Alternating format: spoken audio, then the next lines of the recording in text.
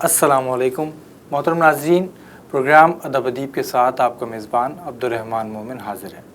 Programme ادب ادیب میں آپ ملاقات کرتے ہیں ادیبوں سے، شعراء سے، ان کا ادب سماعت کرتے ہیں، شاعری سنتے ہیں اور ان کی زندگی سے متعلق جو باتیں یہاں ہم کرتے ہیں وہ آپ سماعت کرتے ہیں۔ آج جو مہمان شخصیت ہمارے ساتھ یہاں موجود ہیں ان کا تعلق بھی ادب ہی سے ہے، شاعری سے ہے اور ادب کے ساتھ ساتھ صحافت سے اور ریڈیو انڈسٹری سے بھی ان کا تعلق رہا ہے اور آج بھی اس سے وابستہ ہیں۔ 90 کی دہائی میں جو شعراء شاعری کے منظرنامے پر آئے، بطور خاص کراچی سے جو شعراء سامنے آئے، ان میں ان کا نام اور ان کا مقام بہت نمایاں ہے، ممتاز نام اور شخصیت کے حامل ہیں۔ آئیے ہم آپ کو ملواتے ہیں ہدایت سائر صاحب سے۔ السلام علیکم۔ وعلیکم السلام۔ کیسے مزاج؟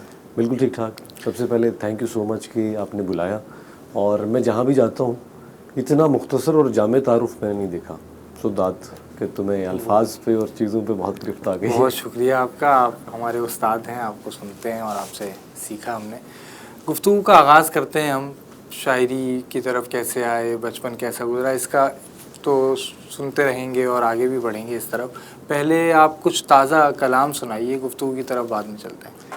چلے میں بالکل تازہ آپ کو ایک غزل کے چند اشعار سناتا ہوں۔ دل دکھاتے نہ جملے کستے ہیں، واہ، دل دکھاتے نہ جملے کستے ہیں، واہ، ہم سے بہتر ہمارے رستے ہیں۔ کیا بات ہے، کیا بات ہے، دل دکھاتے نہ جملے کستے ہیں، کیا کہنے، ہم سے بہتر ہمارے رستے ہیں۔ واہ، ہے عجب عشق جامعہ کے جہاں، واہ، ہے عجب عشق جامعہ کے جہاں، نہ کتابیں ہیں نہ ہی بستے ہیں۔ کیا کہنے، ہے عجب عشق جامعہ کے جہاں، نہ نہ کتابیں ہیں نہ ہی بستے ہیں۔ واہ، ہم وہ سیڑھی ہیں جس پہ چڑھ کر لوگ، ہم وہ سیڑھی ہیں جس پہ چڑھ کر ہم وہ سیڑھی ہیں جس پہ چڑھ کر لوگ چاند چھوتے ہیں ہم پہ ہنستے ہیں۔ کیا بات ہے، ہم وہ سیڑھی ہیں جس پہ چڑھ کر لوگ واہ، چاند چھوتے ہیں ہم پہ ہنستے ہیں۔ دنیا ایسی دکان ہے کہ جہاں، واہ، دنیا ایسی دکان ہے کہ جہاں چیزیں مہنگی ہیں لوگ سستے ہیں۔ واہ، کیا کہنے، دنیا ایسی دکان ہے کہ جہاں چیزیں مہنگی ہیں لوگ سستے ہیں۔ ہجر آباد سے گزرتے ہوئے، ہجر آباد سے گزرتے ہوئے، ہجر آباد سے گزرتے ہوئے تیری یادوں کے سانپ ڈستے ہیں۔ کیا کہنے، ہجر آباد سے گزرتے ہوئے کیا کہنے، تیری یادوں کے سانپ ڈستے ہیں۔ واہ، تو کہاں ہے خدائے خیر بتا، واہ، تو کہاں ہے خدائے خیر بتا، تیرے بندوں میں شر کے دستے ہیں۔ کیا کہنے، تو کہاں ہے خدائے خیر بتا، واہ، تیرے بندوں میں شر کے دستے ہیں۔ ہجر آباد سے گزرتے ہوئے تیری یادوں کے سانپ ڈستے ہیں، اور ہم وہ سیڑھی ہیں جس پہ چڑھ کر لوگ چاند چھوتے ہیں ہم پہ ہنستے ہیں۔ کیا کہنے، واہ۔ ابھی جو ہم نے آپ کی غزل سنی اور گزشتہ یوں سمجھیں کہ 1.5 برس یا اس سے بھی کچھ زیادہ عرصے سے آپ جو شاعری کر رہے ہیں یا جس طرح کی غزلیں ہم آپ سے سن رہے ہیں، اشعار سن رہے ہیں، اس میں کچھ شکایت نظر آتی ہے اور کہیں کہیں کچھ مایوسی بھی نظر آتی ہے۔ اس کی کیا وجہ ہے؟ اور پہلے جو آپ کی شاعری تھی اس کا جو رنگ تھا وہ تھوڑا مختلف تھا، یہ میں نے محسوس کیا ہے۔ اصل میں ہوتا یہ ہے کہ میری جو شاعری زیادہ تر فیس بک پہ یا وہاں آتی ہے، تو وہ یوں سمجھ لیں میرا کتھارسس ہے۔ جو میں ڈائریکٹلی لوگ اسٹیٹس لکھتے ہیں نا، تو میں اسٹیٹس کی جگہ فلبدی شعر کہہ دیتا ہوں، یا 2 4 5 جو بھی اشعار ہیں وہ فلبدی کہہ دیے۔ وہ میری کسی بیاض میں شامل نہیں، میں یہ بھی بتا دوں آپ کو کہ مجھے بعد میں اگر کچھ کشت کاٹنا پڑا تو مجھے اس سے نکالنا پڑے گا۔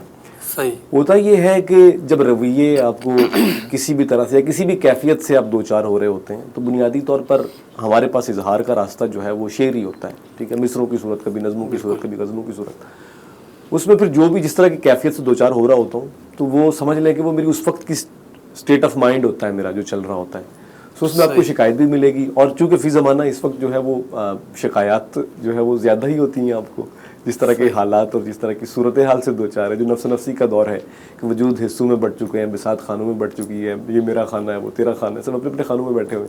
سو اپنے اپنے خانوں میں بیٹھے ہوئے جب کبھی کوئی ماضی کی یاد آپ کو تنگ کرتی ہے، جو آپ کے حال میں کہیں آپ کے سامنے آ جاتی ہے، کوئی کھڑکی کھلتی ہے، کوئی دریچہ کھلتا ہے جہاں سے کچھ چھنتی ہوئی آوازیں، کچھ پھانسیں، کچھ دکھ، کچھ تکلیفیں، کچھ مسکراہٹیں، تو وہ ملی جلی کیفیات جو بھی ہوتی ہیں وہ ان کا اظہار ہوتا ہے. ہماری جو غزل ہے اس میں جو پرانی غزل ہے، روایتی غزل ہے، اس کا مطلب ہی یہی تھا کہ محبوب سے باتیں کرنا، اور اس میں سارے جو معاملات تھے اور جو مضامین تھے وہ بھی اسی سے متعلق رہتے تھے. پھر بعد میں غزل آگے بڑھی، اس میں زندگی سے متعلق اور بھی بہت سے مضامین شامل ہو گئے. ابھی آپ بھی غزل کہہ رہے ہیں، غزل میں بھی آپ ایسا ہے کہ اس طرح سے جس طرح پہلے باتیں ہوا کرتی تھیں، دل کی باتیں ہیں جس طرح کی، آپ کچھ ابھی حالات اور واقعات اور جو پریکٹیکل ہو کر عملی طور پہ جو زندگی میں آپ دیکھتے ہیں، سمجھتے ہیں، وہ باتیں بھی آپ اس میں کرتے ہیں.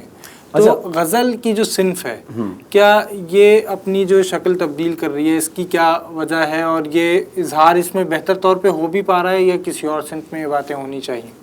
اصل میں مومن ایک کہانی آپ کو بھی پتہ ہے، جیسے آپ ایک ادارے سے وابستہ ہیں جہاں پر نثر کے حوالے سے کام ہو رہا ہے، ایک میگزین آپ دیکھ رہے ہیں. آپ اگر زیادہ دور نہیں، پچھلے 5-10 سال کا ہی موازنہ کریں تو آپ کو بہت فرق ملتا ہے ہر چیز میں، موضوعات سے لے کے، چیزوں سے لے کے، ان کے اظہاریے سے لے کے، تراکیب سے لے کے، الفاظ کے دروبست سے لے کے، ہر چیز آپ کو ڈیفرنٹ ملے گی.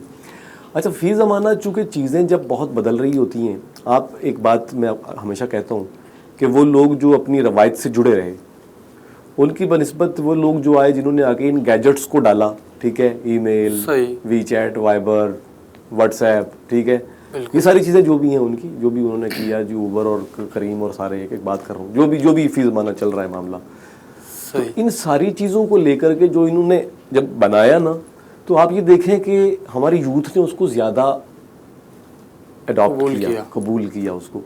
اچھا، چونکہ معاملہ اظہار کا ہے، اور یہ آپ بھی جانتے ہیں کہ یہ آج سے نہیں، بہت پہلے سے غزل جو ہے وہ صرف وہ لب و رخسار سے نکل کے وہ فی زمانہ جو حالات و واقعات ہیں، نظریات ہیں، جو فلسفہ ہے، جو میٹافزیکل کانسیپٹس ہیں، وہ سارے اس میں آ رہے ہیں آہستہ آہستہ، ٹھیک ہے. اور اب تو خیر اس کی کمپلیٹلی جو ہے وہ شکل ہی تبدیل ہو چکی ہے. میں یہ سمجھتا ہوں کہ فی زمانہ ہم جو دیکھتے ہیں، جو مقبول ہمیں لوگ ملتے ہیں، ان کی جو غزلیں اور اشعار ہمیں ملتے ہیں، تو وہ تو اگر میں اس کو کئی روایت سے لا کے جوڑوں تو مجھے تو یہ لگتا ہے کہ یہ بالکل کانٹراسٹ ہے نا، دو چیزیں ایسے منہ مختلف ہیں. ہاں، ایک کم ادھر ہے، ایک کم ادھر ہے، دو الگ الگ سمتوں میں کھڑے. بالکل ایسی صورتحال میں یہ سمجھتا ہوں کہ ہونا یہ چاہیے کہ کوئی ایسی بیچ، دیکھیں غزل کا جو معاملہ ہے، جو شاعری کا ادب کا معاملہ ہے، تو روایت سے تو انحراف ممکن ہی نہیں ہے نا، آپ اس سے ہٹ ہی نہیں سکتے، آپ اسے چھوڑ ہی نہیں سکتے.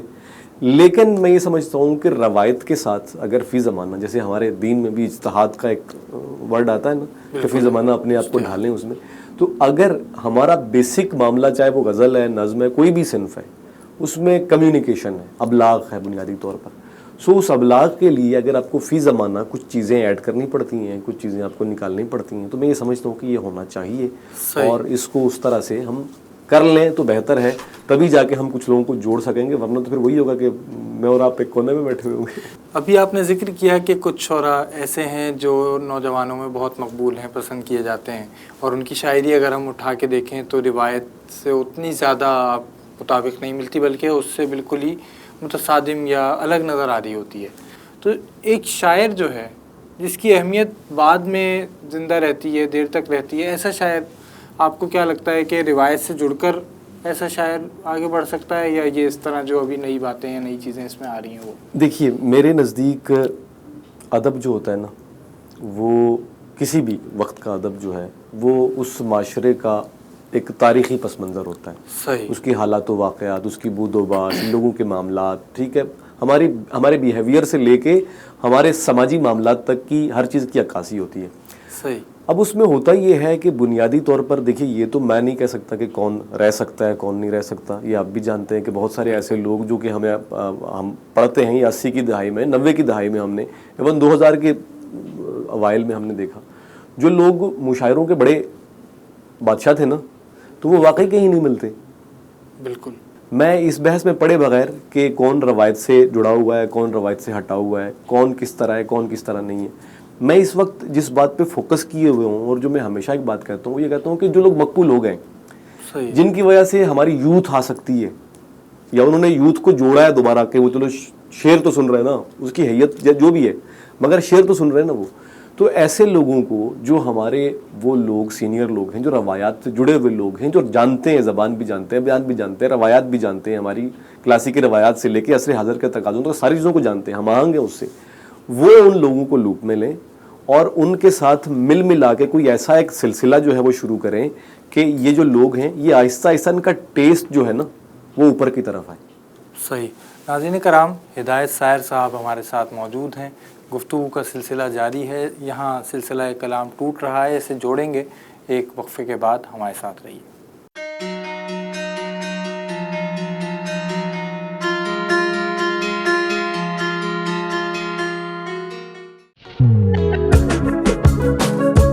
پاکستان کے جشن آزادی پر سجے گا سالانہ بروکلن میلہ. حیدر افضل، ملائکہ فیصل اور نامور پاکستانی گلوکار نعمان خالد ملی نغموں سے حاضرین کا لہو گرمائیں گے.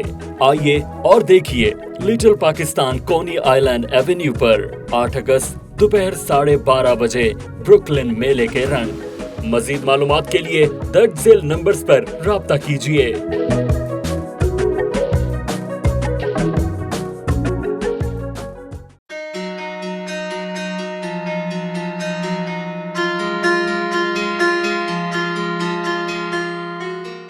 محترم ناظرین، پروگرام ادب ادیب میں وقفے کے بعد خوش آمدید. ہمارے ساتھ موجود ہیں نوجوان نسل کے ممتاز شاعر ہدایت سائر. وقفے جانے سے پہلے بات ہو رہی تھی ہمارے رویوں کی اور جو آج عام رویہ ہے لوگوں کا اس کے بارے میں. ادب یا شاعری لوگوں کے رویوں پر کس طرح اثر انداز ہو سکتی ہے؟ کیونکہ ہم دیکھ رہے ہیں آپ جس طرح بات کر رہے ہیں آج جو رویہ ہے معاشرے کا وہ شاعری پر زیادہ اثر انداز ہو رہا ہے.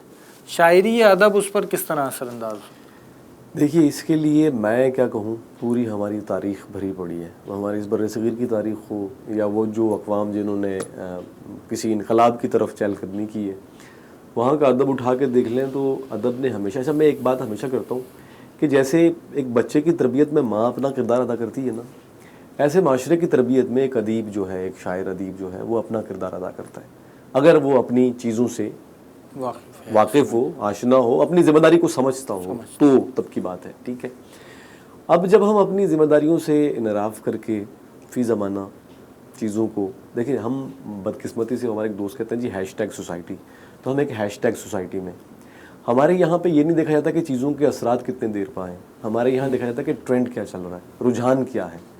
سو ہم رجحان کی طرف جانے والے لوگ ہیں، رجحان کے پیچھے بھاگنے والے لوگ ہیں. ہم لگے ہوئے ٹرک کی بتی کے پیچھے لگے ہوئے لوگ ہیں ہم. ٹھیک ہے، جدھر بس جو ہے نا بتی ہمیں دکھ رہی ہے ہم ادھر بھاگ رہے ہیں. ایسی صورتحال میں نہ تو آپ بڑا ادب تخلیق کر پاتے ہیں، نہ آپ کا ادب جو ہے وہ اثر کر پاتا ہے، نہ کچھ فرق پاتا. تو وہی ہے کہ اس کے امپیکٹ ہمیں ایک شاعری بیسیکلی شعور سے ہے. تو شعور وہاں بھی دیکھتا ہے جہاں ایک عام نگاہ نہیں دیکھ سکتی. ایسے ہی ہے نا، بالکل. ایک شاعر جو ہے وہ احساس، مشاہدات اور تجربات کی اس کسوٹی سے گزر کر کوئی شعر تخلیق کرتا ہے کہ جہاں اسے آنے والے وقتوں میں بھی دکھ رہا ہوتا ہے کہ کیا ہو رہا ہے کیا نہیں ہو رہا. بالکل. آپ جو بیرونی میڈیا ہے اس کے اثرات آپ اپنے گھروں میں دیکھتے ہوں گے. ہماری زبان تک جو ہے وہ تبدیل ہو رہی ہے. روزمرہ جو آپ کو جملے سننے کو ملتے ہیں، روزمرہ کی جو چیزیں سننے کو ملتی ہیں، میں یہ نہیں کہتا زبانیں سیکھنی چاہیے. اب ایک بات آپ سے، جیسے ابھی شاعری کی بات ہوئی، آپ نے کہا کہ شاعر متاثر ہو رہا ہے، شاعری نہیں ہو رہی اور شاعر متاثر ہو رہا ہے تو پھر ظاہر ہے اس پہ شاعری پہ بھی آپ کو اثر نظر آتا ہے. ہمارے یہاں ڈرامہ، آپ میڈیا انڈسٹری سے بھی وابستہ رہے ہیں اور ہیں، ڈرامہ اس وقت جو دکھایا جا رہا ہے یا میڈیا جو کردار ادا کر رہا ہے ادب کے لیے یا جو بھی صنف ہے وہ ڈرامہ ادب ہے نہیں ہے وہ تو ایک الگ بحث ہے. ادھر کہا یہ جاتا ہے کہ جو لوگ دیکھنا چاہتے ہیں وہ ہم دکھاتے ہیں، یا معاشرے میں جو ہو رہا ہے ہم وہ دکھا رہے ہیں. اسی طرح افسانہ نگار بھی کہتا ہے کہ جو معاشرہ، جس طرح کا معاشرہ ہے، جو معاشرے میں رویے ہیں ہم وہ رویے آپ کے سامنے رکھ رہے ہیں. کیا ادیب کا یا شاعر کا، افسانہ نگار کا، ڈرامہ نگار کا یہ کام ہے کہ وہ معاشرے میں جو ہو رہا ہے وہ سامنے رکھے، یا وہ یہ بھی دکھا سکتا ہے جو ہونا چاہیے یا تربیت کرنے کی جو آپ نے بات کی؟ اچھا، بہت خوبصورت بات آپ نے کی ہے. یقین مانے یہ اس وقت جو ہے نا اشد ضرورت ہے اس بات کی کہ اس پہ بات ہونی چاہیے. سب سے پہلے سوال یہ کہ لوگ کیا دیکھنا چاہتے ہیں. میں ایک بات کر رہا ہوں کہ بھائی بات یہ نہیں ہے کہ لوگ کیا دیکھنا چاہیے، ہونا تو یہ ہے کہ لوگ کیا دیکھنا چاہتے ہیں، ہونا تو یہ ہے کہ لوگوں کیا دیکھنا چاہیے. سب سے پہلی بات. دوسرے نمبر پہ یہ ہے کہ افسانہ نگار کہتا ہے جو معاشرے میں ہے میں وہ دکھا رہا ہوں. بیسیکلی ایک رائٹر کا کام جو ہوتا ہے نا میرے نزدیک وہ یہ ہوتا ہے کہ وہ روزنامچہ لکھتا ہے. وہ روزنامچہ لکھتا ہے بنا کسی تجزیے کے, بنا کسی تبصرے کے. ٹھیک ہے, صحیح. اس کا کام ہے روزنامچہ تحریر کرنا. منٹو کے ہاں آپ کو روزنامچے ملیں گے, آپ کو وہ جیسا معاشرہ تھا اس نے ویسا دکھایا. اب یہاں کہانی یہ ہے کہ آپ صبح سے لے کے شام تک اٹھا کے آپ اپنے ڈرامے دیکھیں. اس وقت فی زمانہ ڈرامہ کی بات کر رہا ہوں میں. آپ مجھے یہ بتائیں, آپ بھی اسی معاشرے میں رہتے ہیں, آپ کے قرب و جوار میں, آپ کی فیملی میں, آپ کے دوستوں میں کتنی جگہ وہ واقعات آپ کو ملتے ہیں جو آپ ڈرامے میں دیکھ رہے ہیں. کتنی خواتین جو ہیں وہ اس طرح کی گلیمرس لائف گزار رہی ہیں جو آپ وہاں دیکھ رہے ہیں. کتنے سارے لوگ جو ہیں وہ اس طرح کے سوشلی جو ہے وہ جسے کہتے ہیں نا کہ ایک عجیب قسم کی کوڑن اور کٹھن مرحلوں سے گزرتے ہیں جو کہ آپ ان ڈراموں میں دیکھتے ہیں. تو بات یہ ہے کہ ہمارے ہاں تو ڈرامے کی نہ تو وہ کہیں ہماری تہذیب سے کہیں مماثلت رکھتا ہے, نہ وہ جو ہے ہمارے اس معاشرے سے مماثلت رکھتا ہے, نہ وہ مذہبی اعتبار سے ہمارے اس سے رکھتا ہے, اور نہ ہی وہ اخلاقی طور پہ ہمارے اس سے بلیف. سو آپ اپنے معاشرے کے لاشعور میں کیا ڈال رہے ہیں, جو آپ کے لاشعور میں ڈلتا جائے گا نا کہ ایک وقت آتا ہے بالکل ویسی ہی چیزیں جو ہے نا وہ پھر آپ کے شعور میں آنے لگتی ہیں. سو ضرورت اس امر کی ہے کہ ہم اس وقت اس معاشرے میں رہتے ہوئے جو ہمارے مسائل ہیں, ہمارے ہاں تعلیم کا مسئلہ ہے, ہمارے ہاں صحت کا مسئلہ ہے, ہمارے ہاں غربت کا مسئلہ ہے, ہمارے ہاں بے روزگاری کا مسئلہ ہے, ہمارے ہاں بے شمار مسائل ہیں. ٹھیک ہے, ہمارے ہاں وہ مسائل نہیں ہیں جو دکھائے جا رہے ہیں. آپ ٹھیک ہے عورت کا ایک مظلوم فیض آپ دکھاتے ہیں, آپ کے گھر میں بھی خواتین ہیں, میرے گھر میں بھی خواتین ہیں, یہ جتنے بھائی یہاں کیمروں کے پیچھے کھڑے سب کے گھر میں خواتین ہیں. آپ مجھے بتائیں آپ کتنا ظلم کرتے ہیں اپنی بیٹیوں کے ساتھ, اپنے گھر کی خواتین کے ساتھ. میں تو یہ سمجھتا ہوں کہ جتنا حق ہم بیٹیوں کو دیتے ہیں اتنا حق تو کسی معاشرے میں عورت کو نہیں. کم از کم شہری معاشرے میں تو ہمارے ہیں. ارے سر میں گاؤں دیہات کی بات بھی کر رہا ہوں نا, میرا تعلق ایک دیہات گاؤں سے ہے سر. وہاں بیٹی پہ جشن ہوتا ہے سر. میں آپ کو ایک بات بتاؤں, وہاں پر بیٹے کو بعد میں ملے گا, بیٹی کو پہلے ملے گا. وہاں کی خواتین لڑکوں سے کئی گنا زیادہ پڑھی لکھی ہیں, میں بتا رہا ہوں آپ کو. ان کو اچھی تعلیم سے لے کے اچھے روزگار سے لے کے ہر چیز پہلے کی جاتی ہے. یار یہ بیٹی ہے, اس کا زیادہ خیال کرنا ہے. ہمارے ہاں تو یہ ہوتا ہے کہ لڑکا ہو جائے گا یار, خیر ہے, یہ اس کا مسئلہ نہیں ہے, بیٹی پہ توجہ دو. میں سچی کہہ رہا ہوں آپ کو. وہ جو 2% 3% ہے, 2% بھی یعنی 1% ایک سائیکی ہے, اس 1% کو لے کے آپ جو ہے نا وہ پورے معاشرے کی عورت کو آپ نہیں کر سکتے کہ یہ بہت زیادہ ہوا ہے. کچھ سنائیں, شعر سنائیں, گفتگو تو ہوتی رہے گی. یار مجھے بڑا مزہ آ رہا ہے, باتیں کرتے ہیں یار, لٹریلی باتیں کرتے ہیں. کچھ سنا دیتا ہوں تمہیں, کوئی نظم سنا. ایسے ہی, مجھے للکارنے والوں کرو کیا بات کرنی ہے. واہ. مجھے للکارنے والوں کرو کیا بات کرنی ہے, برہنہ سر سے پیروں تک شکستہ سا بدن لے کر تمہارے روبرو ہوں میں, بتاؤ کیا سزا دو گے. واہ. مجھے تم کیا بتاؤ گے. واہ, کیا کہنے. مجھے للکارنے والوں کرو کیا بات کرنی ہے, برہنہ سر سے پیروں تک شکستہ سا بدن لے کر تمہارے روبرو ہوں میں, بتاؤ کیا سزا دو گے. مجھے تم کیا بتاؤ گے. میں اپنے آپ سے الجھا ہوا وہ سر پھرا ہوں جو کسی بھی دائرے میں رہ نہیں سکتا. واہ. مگر یہ جان لو تم بھی تمہارے دائروں کی سرحدوں سے خوب واقف ہوں. کیا کہنے, کیا کہنے. مجھے للکارنے والوں سنو اب تم سنو میری, برہنہ جسم ہوں لیکن شکستہ میرے ہاتھوں سے ابھرتا یہ قلم دیکھو, یہ وہ درزی ہے جو تم کو لباس زیست دیتا ہے. واہ. مجھے للکارنے والوں لباس زیست مت پھاڑو. واہ, کیا کہنے, بہت خوب. واہ. ناظرین کرام, ہدایت ساحر صاحب کی نظم آپ نے سماعت کی, گفتگو بھی ہو رہی ہے. ہم مزید شاعری بھی سنیں گے, گفتگو بھی کریں گے, لیکن ایک وقفے کے بعد ہمارے ساتھ رہیے.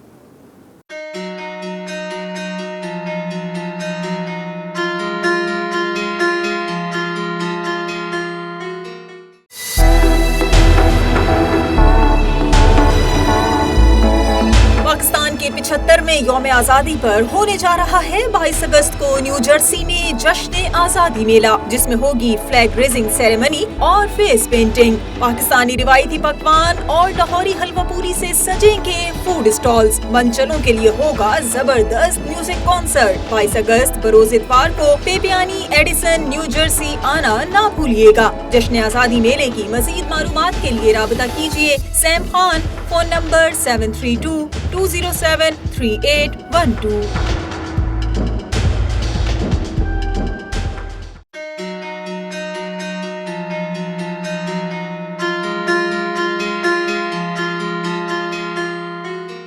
محترم ناظرین، پروگرام ادب ادیب میں وقفے کے بعد خوش آمدید. ہمارے ساتھ موجود ہیں ہدایت سائر صاحب. وقفے پہ جانے سے پہلے آپ نے نظم بھی سنائی، کچھ باتیں بھی ہو رہی تھیں. اب ہم آپ کے بچپن کی طرف چلتے ہیں. یہ ابتدا میں جایا جاتا ہے کسی بھی انٹرویو میں.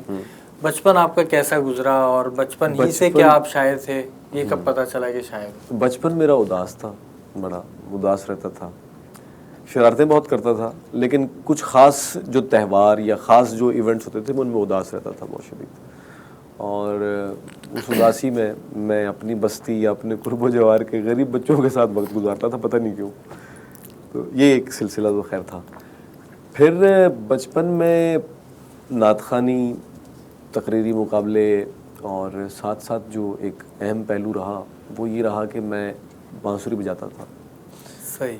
تو ہاں، تو بانسری بجاتے پھر ایک وقت آیا جب سکون نہیں ملا کسی بھی اس میں، تو پھر کچھ نظمیں چھوٹی موٹی لکھنا شروع کی. یہ بہت شروع کی بات ہے. ہمارا ایک رسالہ تھا، میں ایک اسکول سے پڑھتا تھا، مسلم سیکنڈری اسکول. اس میں ایک رسالہ تھا، الہلال کے نام سے ایک رسالہ نکلتا تھا. صحیح. اس میں نظمیں لکھنا شروع کی. پھر وہ سلسلہ جو ہے وہ ایسا ہوا کہ وہ ماہانہ ایک رسالہ آتا تھا، تو ہر مہینے اس میں نظم چھپنی، تو وہ ذرا اور حوصلہ پکڑنا، پھر اور لکھنا، پھر کرتے کرتے چھوٹی چھوٹی کہانیاں لکھنا شروع کر دیں. یوں یہ سلسلہ جو ہے وہ چلتا رہا. پھر جب آگے بڑھے، جب ریڈیو جانا ہوا، وہاں پھر شاعری کا جو ہے وہ باقاعدہ سلسلہ شروع ہوا. تو یہ ہے کہ بچپن سے یہ کہیں نہ کہیں کچھ تھا کہ کچھ الگ ہے، کچھ کہنا ہے، کچھ لکھنا ہے. اور گھر میں آپ کے اور لوگ بھی شاعری سے کیا ادب وغیرہ سے واقف؟ ہاں، میرے معلوم جو معاملات ہیں ان تک ہمارے ایک تایا جو ہیں وہ باقاعدہ شاعر نہیں تھے، لیکن وہ اپنی مقامی زبان میں کچھ اشعار وغیرہ کیا کرتے تھے. یہ سنا ہے ہم نے. اور باقی ان کا کچھ باقاعدہ کوئی کلام نہیں ہے، لیکن وہ مقامی جو زبان تھی ان کی اس میں وہ کرتے تھے. باقی باقاعدہ طور پر شاعری اور یہ جو فنون لطیفہ کی طرف آنا جو ہے، یہ اپنے اس پورے ریجن میں، اس پوری فیملی میں میں پہلا آدمی ہوں. ہمارے گھر میں جو ایک فیملی کا بڑا شخص ہوتا تھا، تو وہ رات میں ایک محفل ہوتی تھی ہمارے گھر میں. وہ یہ ہوتی تھی کہ ایک تخت ہوتا تھا جس پہ فیملی کا سربراہ بیٹھتا تھا نا. سب کھانا کھا کے 4 5 6 گھروں کے لوگ ایک جگہ بیٹھتے تھے روزانہ، رات میں چائے پیتے تھے ساتھ. کھانا اپنے گھر سے چائے لازمی پئیں گے. اس چائے پہ وہ جو ہے سیف الملوک میاں محمد بخش کا ایک کلام ہے، سیف الملوک بڑا معروف ہے. تو وہ فیملی کو سربراہ وہ سیف الملوک سنایا کرتا تھا. تو مجھے آج بھی جو ہے وہ اشعار جو ہیں، جے میں ویکھاں عملہ ولے کچھ نہیں ہو میرے پلے، جے میں ویکھاں رحمت رب دی بھلے بھلے بھلے. تو یہ جو ہے نا، یہ اس ساز کے ساتھ، اس دھن کے ساتھ، ان اشعار کے ساتھ جو ہے وہ ایک سلسلہ جو ہے وہ. آپ نے بتایا کہ وہ جو رسالہ تھا اس میں آپ نے کہانیاں وغیرہ بھی لکھی، تو یہ کہانیوں کا سلسلہ کہاں تک پہنچا؟ یا کہانیوں کا سلسلہ تو آپ کو میری نظموں میں بھی آپ کو کہانیاں ملیں گی. تو میں بیسیکلی افسانہ لکھتا ہوں. یہ میں کہیں چھپا نہیں ہوں یا کچھ نہیں. بہت پہلے چھپے ہیں کچھ افسانے میرے، لیکن میرے خیال سے کوئی لگ بھگ 150 کے قریب کہانیاں ہیں میرے پاس جو میں نے لکھی ہوئی افسانہ، شارٹ سٹوریز. مثلا اتنے لمبی نہیں ہوتی، 2-2.5 پیج کی، لیکن میں. تو کیا وجہ ہے کہ وہ کہیں شائع نہیں ہوئی ہیں؟ وجہ یہ ہے کہ یار بڑا بکھرا ہوا آدمی ہوں میں زندگی میں نا. پھر دوسرے نمبر پہ یہ ہے کہ کتاب اور چھپنے چھپانے کا معاملہ مجھے بڑا ڈفرینٹ لگتا ہے، ایک بڑا ایک ذمہ داری والا کام لگتا ہے. میں یہ سمجھتا ہوں کہ زندگی ساری آپ کچھ چیزیں، جیسے بہت ساری چیزیں ہم اپنے کیتھارسس کے لیے کرتے ہیں. میرا اپنا ذاتی معاملہ ہے، میری اپنی ذاتی چیزیں ہیں، میں اس کے اظہار کے لیے ایک کیتھارسس باکس ہے بیسیکلی. میں اپنی اداسی، اپنے دکھ سارے کاغذ کے سپرد کرتا ہوں تو مجھے چین ملتا ہے. تو بات یہ ہے کہ میں یہ سوچتا ہوں کہ وہ تمام تر چیزیں آیا ان میں ایسا کیا خاص ہے جو کہ قاری کے لیے اس قابل ہو کہ وہ پیسے خرچ کر کے اس کو خریدے. تو فیس بک وغیرہ پہ بھی تو آپ شائع کر سکتے ہیں آج کل. فیس بک پہ پلیٹ فارمز وغیرہ ہیں. فیس بک کا معاملہ بڑا ڈفرینٹ ہے. میں بتا رہا ہوں نا، فیس بک کا معاملہ بڑا ڈفرینٹ ہے. یہ سمجھ لیں کہ یہ کہہ دوں ایڈیٹ باکس ہے آپ پھینکتے جائیں اس میں سارا کچھ, وہ کسی کام کا نہیں ہے, ٹھیک ہے.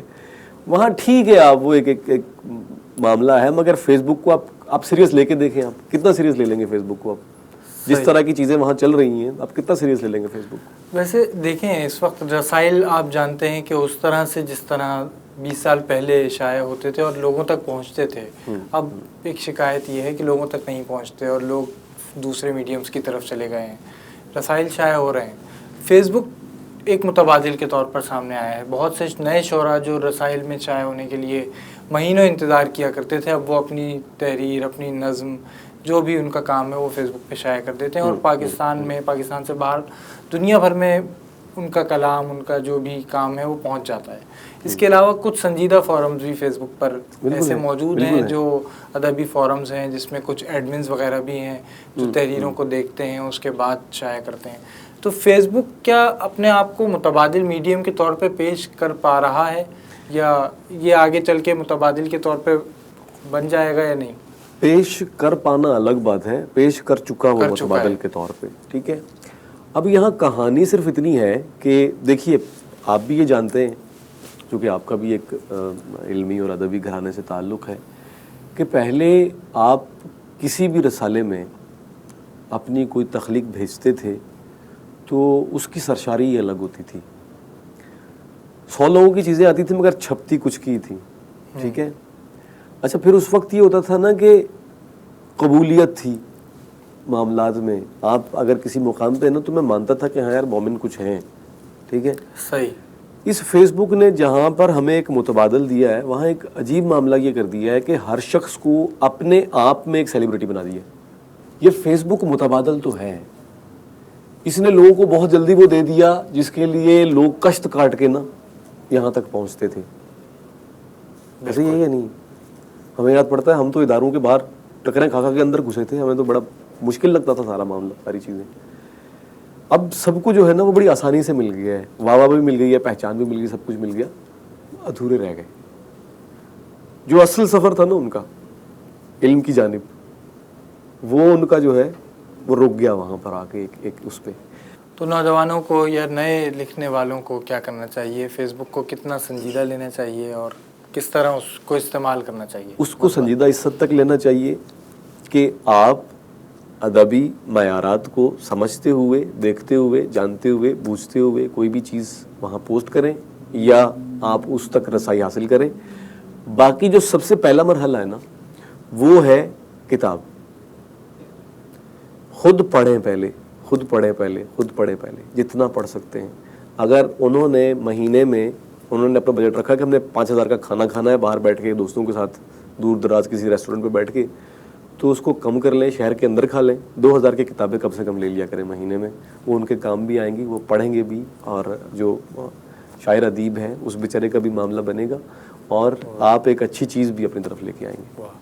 2-3 اشعار سنائیے, پھر ہم اپنے پروگرام کو ختم کریں گے, اس کے اختتام کی جانب بڑھیں گے. وقت کا اندازہ نہیں ہوا, اور کچھ ترنم سے سنا دیں تو کیا بات ہے. نظر بھر سے چلا تھا میں, واہ, سو آیا تھا محبت تک. واہ. نظر بھر سے چلا تھا میں, سو آیا تھا محبت تک. ضرورت میں رہا تیری مگر تیری ضرورت تک. واہ.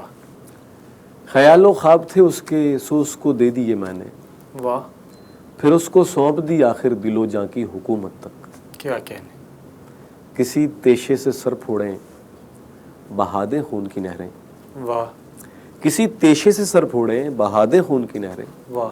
دل فرہاد ہم کو تو نہیں یہ بھی سہولت تک. کیا کہنے. واہ.